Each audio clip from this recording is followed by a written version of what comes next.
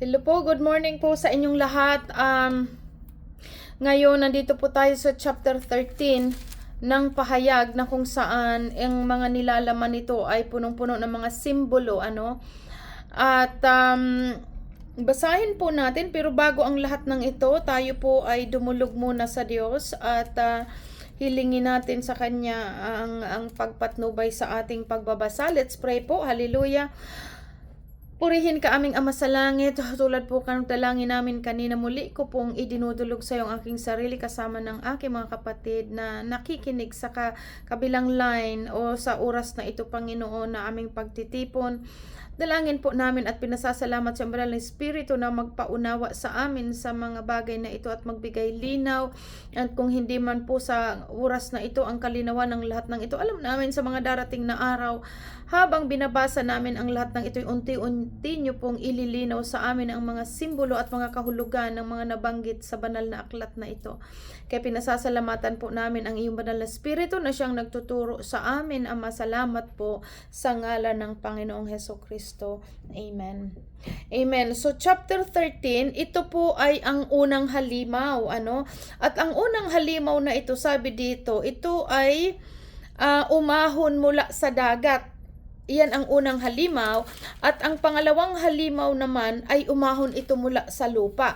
Kung makikita po natin at natandaan po natin sa chapter 10, yung patungkol doon sa anghel at sa mailiit na kasulatan. Tingnan nyo po sa chapter 10 verse 2. Sabi dyan, may hawak siyang isang maliit na aklat na nakabukas, itinuntun sa dagat ang kanyang kanang paa at sa lupa naman ang ikalawa nito. So yung paa nitong anghel na itong tinutukoy na simbolo, nakatungtong sa lupa at nakatungtong sa dagat. At pagdating dito sa chapter 13 ngang ito, itong lupa at saka dagat, may lilitaw na halimaw, na tulad ng pinapaunan sa atin, this is all the symbol, mga simbolo. Pero ito po ay naglalarawan ito ng mga kapangyarihan, bansa, at kung sino mang mga makapangyarihang tao dito sa mundo. So pakinggan po natin, Pagkatapos ay nakita kong umahon sa dagat ang isang halimaw na may 7 ulo at 10 sungay.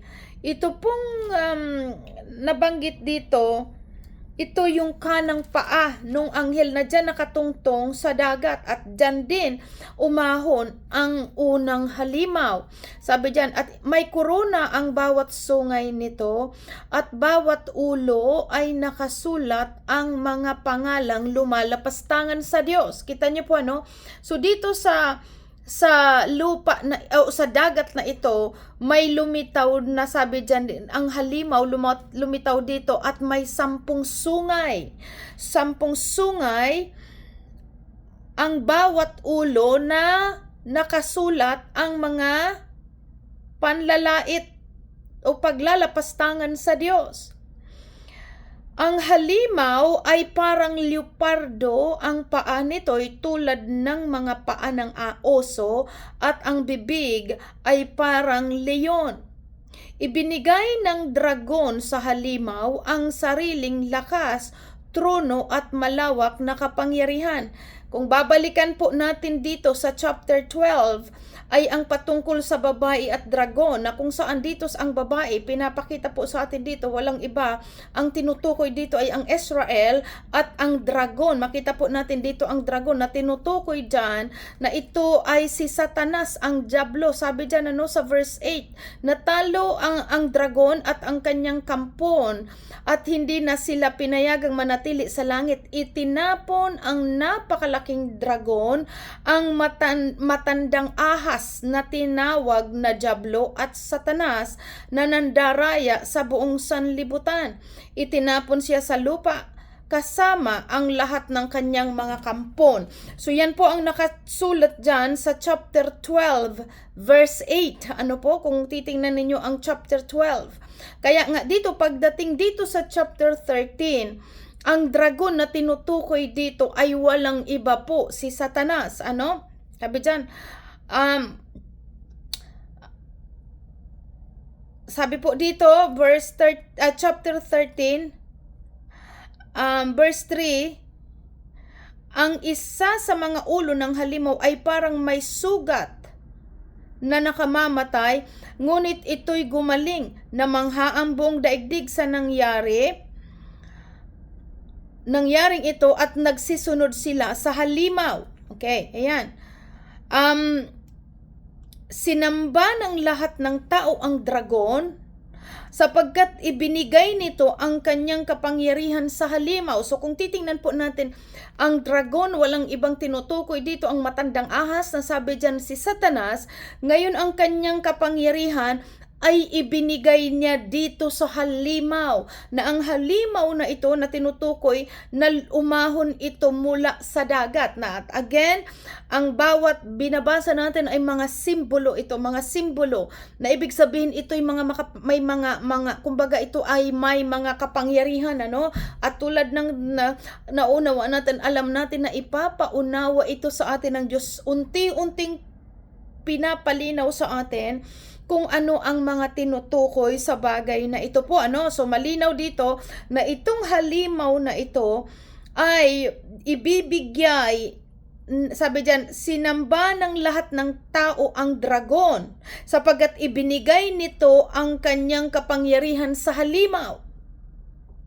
Sinamba rin nila ang halimaw at sinabi nila, sino ang katulad ng halimaw? Sino ang makakalaban sa kanya? So makikita po natin nga sa ating pag-aaral, tulad ng sa Thessalonica na nababasa natin, ito ang suwail. Itong suwail, papasukan ito ng kapangyarihan ni Satanas, isang pinuno, o kung di natin alam kung sino itong namumuno sa lupa, at papasukan ito ng kapangyarihan ni Satanas. At ito nga po ang nababanggit, na sabi dyan, pinahintulutang magsalita ng kayabangan ang halimaw, lumalapastangan sa Diyos at maghari sa loob ng 42 buwan. Nilapastangan ni ang Diyos ang pangalan ng Diyos, ang tahanan ng Diyos at ang lahat ng nakatira doon. Pinahintulutan din siyang digmain at lupigin ang hinirang ng Diyos. So malinaw po, pinahintulutan. Malinaw, alam po nating ang lahat ng bagay dito sa lupa maging sa langit ay nasa ilalim ng kontrol ng Diyos. At kung ito ay nangyayari dahil pinopropesiya, ito pinapakita lamang sa kasaysayan sa mga huling araw na ang Diyos pa rin ang supreme sa lahat. Ang kabutihan pa rin ang mananaig sa kasamaan. Patuloy itong ipapakita sa atin na there is God na makapangyarihan sa lahat, na nagkukontrol ng lahat ng bagay. So ayan, sabi po, at sunod po sabi dito, pinahintulutan din siyang digmain at lupigin ang mga hinirang ng Diyos, at binigyan siya ng patang mamahala sa bawat lahi, lipi, wika at bansa. So katulad ng pinapaunawa sa atin, papahintulutan siyang makapaghari. Siya po ang magkukontrol ng buong mundo. Katulad ng nabanggit dito.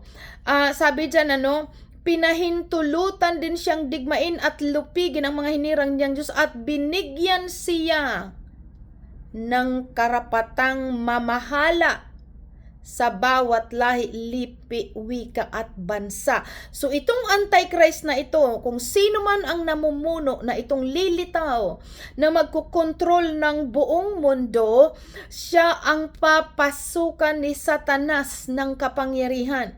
At tulad ng pinaunawa sa atin sa Thessalonica, Thessalonica 2, kung hindi po ako nagkakamali, sa Thessalonians, na andyan nakasulat ang pagdating ng suwail na walang iba, isang pinuno ng bayan o pinuno ng bansa, kung sino man ito, papasukan siya ng demonyo, ni Satanas, ang espiritu ng Diablo, papasok ito sa kanya at siya ang magkukontrol ng sanlibutan. Papahintulutan siya. At sabi dyan, verse 8, sasamba sa kanya ang lahat ng nabubuhay sa ibabaw ng lupa maliban sa mga taong ang pangalan ay nakasulat sa aklat ng buhay bago pa likhain ang sanlibutan. Napakalinaw po ito na tayo, sabi doon, tayong mga anak ng Diyos ay pinili na bago pa lalangin ang sanlibutan, tayo ay mga pinili na. Kaya katulad ng sinasabi dito, sabi diyan, lahat ng tao sa balat ng lupa ay sasamba dito sa halimaw maliban sa mga taong ang pangalan ay nakasulat sa aklat ng buhay bago palikhain ang sanlibutan. Ang aklat na ito'y pag-aari ng korderong pinatay. Malinaw, the Word of God, Jesus is the Word of God na ipinaunawa sa atin. Verse 9, ang lahat ng may pandinig ay makinig. Ang sinumang itinakdang mabihag ay mabibihag nga. Ang itinakdang mamatay sa tabak ay sa tabak nga mamamatay. Ito'y isang panawagan na magpakatatag at manatiling tapat ang mga hinirang ng Diyos. Na yan po ang ipinaunawa sa atin na pagdating ng araw, anuman ang mangyari, panindigan o panghawakan natin ang aral na itinuro sa atin ng mga apostol. Nasabi doon nila Apostol Pablo ni Apostol Pedro, maging hanggang kamatayan, huwag tayong panghihinaan loob, kundi manindigan tayo sa aral na itinuro sa atin, dahil malinaw ang Antichrist na ito po, siya po ang maghahari at ipapatigil niya ang mga pagtitipon, katulad ng nabanggit dyan, lalapastanganin niya, sabi dyan, nilapastangan nga niya ang Diyos, ang pangalan ng Diyos, ang tahanan ng Diyos, at ang lahat ng nakatira doon. So, yan ay kaya tinuturo ito sa atin, magpakatatag, manatili tayo sa salita ng Diyos upang sa pagdating ng panahon na yun, kung mga buhay pa tayo, mayroon tayong lakas na panghahawakan, walang iba ang salitang ito ng Diyos na tinuturo sa atin na huwag tayong matatakot, huwag tayong matatakot dahil napakalinaw ang lahat ng bagay ay kontrolado ng Diyos. Kung itong halimaw na ito, or ang dragon na walang iba si Satanas, ito ay magkukontrol temporarily lamang po. Malinaw. Papahintulutan siya na bigyan ng karapatang mamahala sa bawat lipi, lahi, wika at bansa, but it's just temporary. Hindi siya pwedeng lumampas doon kung ano ang ibinigay ng Diyos na hangganan ng kanyang paghahari, hanggang doon lamang yon. At doon natin makikita bakit ito pinahintulot ng Diyos, upang doon masuri ng Diyos ang tao kung sino ang mananatiling tapat hanggang wakas. Ayan, Kaya ang sabi dyan, makinig ang may pandinig. Kaya sabi, ito'y isang panawagan na magpakatatag at manatiling tapat ang mga hinirang ng Diyos. So, ayan. So, yan ang unang halimaw na lumabas, umahon mula sa dagat. Kung titingnan natin dagat at lupa, pinaunawa doon na nasa kontrol ito ng Diyos dahil yung paa ng anghel sa chapter 10. Yung isang paa, kanang paa, sabi dyan yung kanyang kanang paa ay nakatungtong sa lupa at ang kaliwa naman ay nakatungtong, itinungtong niya sa dagat ang kanyang kanang paa at sa lupa naman ang kaliwa. So, sa lupa. So, ngayon, ito na. Ang ikalawang halimaw, ito yung kung saan ang anghel na ito sa chapter 10 ay nakatungtong ang kanyang kaliwang paa. Sabi po dito verse 11, ang ikalawang halimaw, at nakita ko ang isa pang halimaw na lumitaw mula sa lupa. May dalawang sungay ito na tulad ng sungay ng isang batang tupa. Kung titingnan natin ang tupa, ang batang tupa, which is ang tupa is cordero or sheep, sabi nga dyan, tupa, wala po itong sungay. Kung titingnan natin, pero binabanggit dito, dalawang sungay tulad ng sungay ng batang tupa. Kaya ito po ay nagpapaunawa sa atin, the horn or sungay ay nagre-represent ito ng power. So hindi ito sungay talagang sungay, dahil makikita po natin ang tupa walang sungay, but tulad ng papaunawa sa atin, ang mga sungay ay nagsisimbolo ng lakas or power. Kapangyarihan or lakas. Kasi makikita po natin, ang mga usaan na andyan sa horn, ang sungay, ang lakas nila po ay nasa sungay. Kaya ginagamit itong mga simbolo po dito, Sabi dyan, ngunit nagsalita ito ng parang dragon. Kung titingnan natin, batang tupang may sungay, pero nagsasalita ito ng parang dragon. Kung titingnan natin, ang tupa ay nagsisimbolo ng kaamuan, maamo. Kaya nga dito si Satan, makikita natin ito, na ito'y mapagkunyari, na magkukunyari itong parang anghel ng kabaitan. Kumbagay magpapakita ito ng kabaitan para mandaya. But pinapaunawa ito po sa atin, binibigyan tayo ng karunungan ng salita ng Diyos, na pagdating ng araw, paano natin ma-identify ang mga katangian nito, dahil Satan is a deceiver. Pero dahil sa ating pag-aaral at patuloy na pagbabasa ng salita ng Diyos, na ilalarawan sa atin sa pamamagitan ng mga simbolo kung sino ang mga ito. Verse 12, ginamit niya ang lahat ng kapangyarihan ng unang halimaw upang ipatupad ang kagustuhan nito. Kung maalala natin ang unang halimaw, ito ay inilagyan pa ng isinalin pa dito ang kapangyarihan ng dragon. Kung titingnan natin na walang iba si Satanas. Dito nga sa chapter 30 na ito ng unang halimaw. Ngayon dito sa pangalawang halimaw na ito, sabi diyan, ginamit niya ang lahat ng kapangyarihan ng unang halimaw upang ipatupad ang kagustuhan nito. So ibig sabihin, nagsanib puwersa po ang kapangyarihan ng unang halimaw na galing kay Satanas, at ito sa pangalawang halimaw, nagsanib ang kanilang puwersa. Pakinggan po natin, Sabi dyan, ginamit niya ang lahat ng kapangyarihan ng naunang halimaw upang ipatupad ang kagustuhan nito. Kung titingnan natin sa unang halimaw, doon inilagay ang kapangyarihan ng dragon na walang ibang itinutukoy ay si Satanas, at upang ipatupad daw ang kagustuhan nito.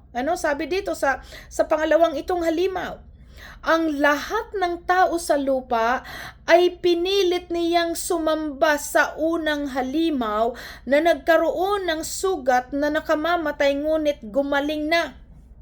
Yan, again, mga simbolo ito, kahanga-hanga ang mga kababalaghang ginawa ng pangalawang halimaw. Itong umahon na ito sa lupa na halimaw, kahanga-hanga daw ang kababalaghan na ginawa ng pangalawang halimaw. Nagpaulan siya ng apoy mula sa langit, at ito'y nasaksihan ng mga tao. Kaya nga malinaw po sa Thessalonica na itong Antichrist na ito po, ito ay magpapakita ng mga miracle or mga himala. At katulad ng sinasabi dito, sabi diyan, ginawa ng pangalawang halimaw, kahanga-hanga ang mga kababalang ginawa ng pangalawang halimaw, nagpaulan siya ng apoy mula sa langit, at ito'y nasaksihan ng mga tao. Nalinlang niya ang lahat ng tao sa lupa sa pamamagitan ng kababalaghang kanyang ginawa sa harapan ng unang halimaw. Nag-perform ito ng mga miracle. At kaya nga tulad ng pinapauna sa atin, ito'y mga simbolo, at nakikita nga natin sa kapanahunan ngayon kung papaano ang mga matitinding mga invention na parang sa makita po natin na talagang nagagawa ng posible ng mga invention, ng mga nag-i-invent o yung mga tao katulad ngayon, matindi ng patindi po. Makita natin, nung last week lang, nakakita tayo ng mga nagpaparadang robot sa Korea. Yung robot, parang tao na. Nakakapagsalita ang robot, nakakalakad. Ngayon, may mga restaurant na ngayon na ang nagsiserve, mga robot. May sasakyan na ngayon, mga taxi sa Los Angeles, wala ng taong driver.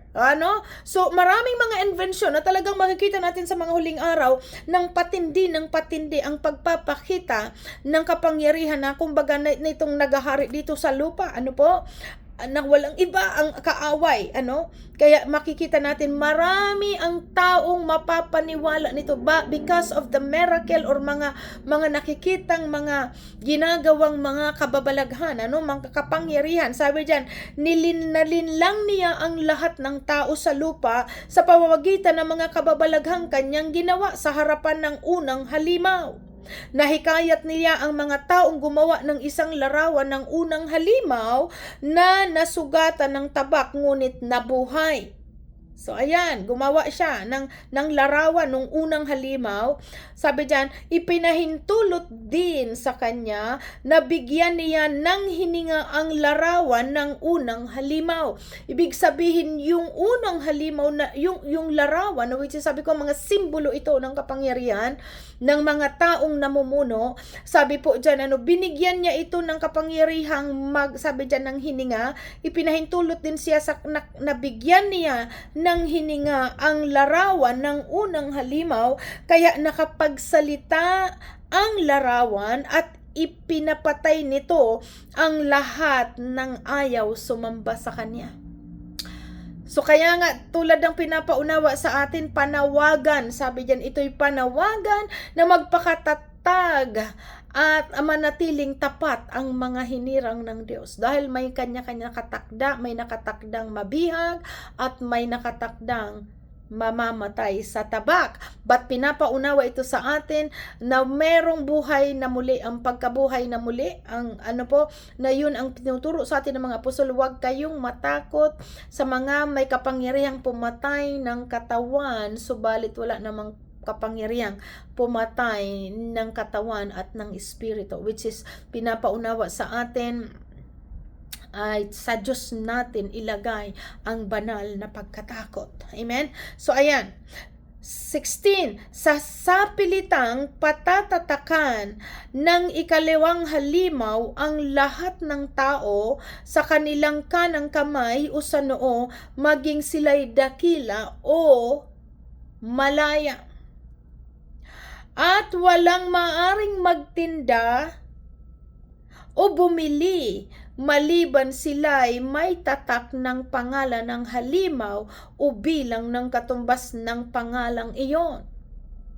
Kailangan dito ang karunungan, maaring malaman ni numang matalino ang kahulugang bilang ng halimaw sapagkat ito'y bilang ng isang tao.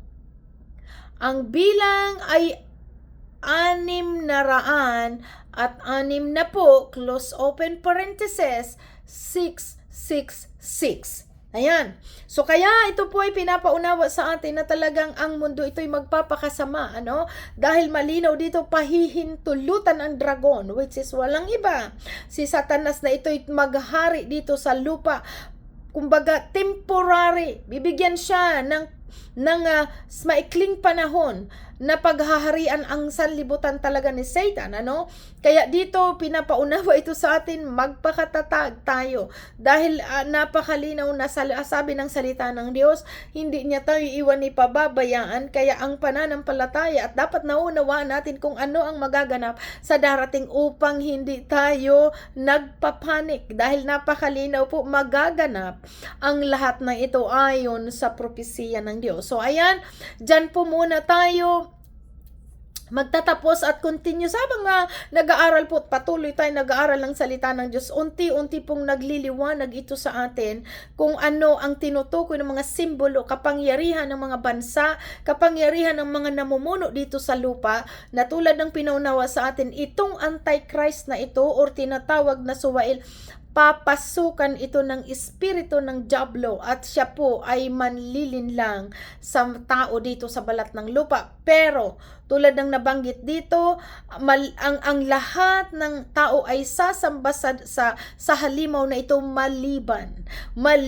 sa mga hinirang ng Diyos, na kung saan tayo ang mga sabi diyan, maliban sa mga taong mga pangalan ay nakasulat sa aklat ng buhay bago palikhain ang sanlibutan na tayong mga Christians, mga believers, ang tinutukoy ng salitang ito dahil napakalinaw ito na sinabi ng Diyos na pinili tayo bago pa likhain ang sanlibutan. Purihin po ang Diyos sa kanyang mga salita, sa kanyang papuri at parangal at salamat sa banal na Espiritu na continuous na nag-open up ng ating kaunawaan hanggang sa tuluyang ito'y magliwanag ng magliwanag po sa atin sa mga tinutukoy, kung sino ang mga tinutukoy na ito ng mga simbolo. Amen po. So salamat sa Diyos at continuous po magbasa tayo ng salita ng Diyos at patuloy hilingin ang patnubay ng Espiritu ng Diyos dahil siya po ang ating tagapagturo. Amen. So God bless everyone. Pagpalain tayo ng Diyos sa lahat ng bagay po. Amen. Bye.